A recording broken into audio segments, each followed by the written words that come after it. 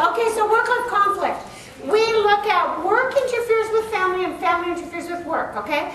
Because you can't be in two places doing two completely different things at exactly the same time.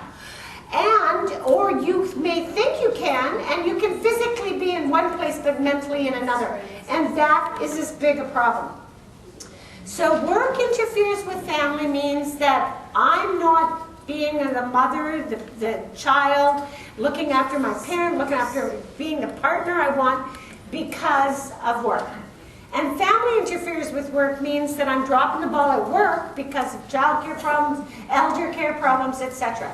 Now, first of all, you've got very high levels of conflict in both. But you've probably got the highest, with a very few exceptions, work interferes with family I've ever seen. So and that's consistent with the fact you're working 2 days, evenings and weekends, at home on your own time, doing your work. This just in, that gets in the way of your family.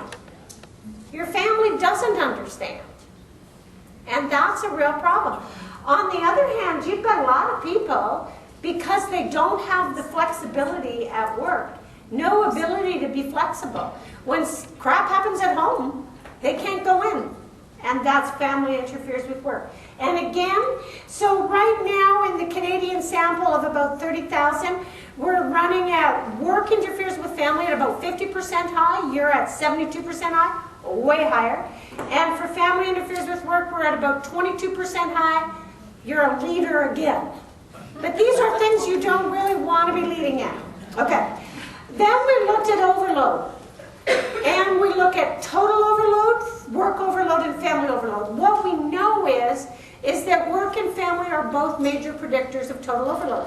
We saw that. What are your high energy roles? Parent, teacher. Okay?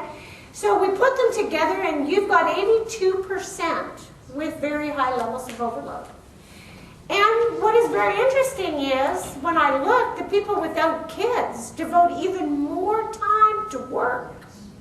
Okay? And the people with kids devote a huge amount of time to work, but then they do the kids' stuff on top of it.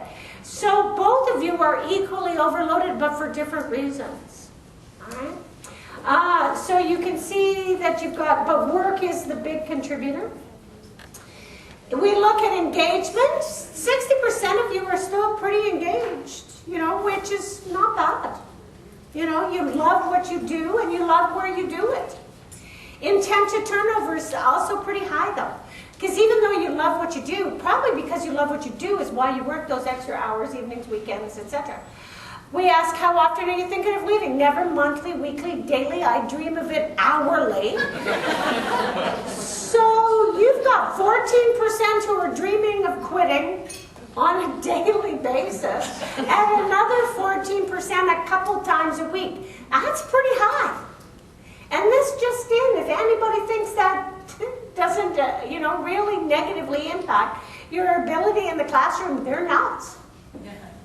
It's true, it does. And then we look at job satisfaction. Only 40% of you are really have high job satisfaction.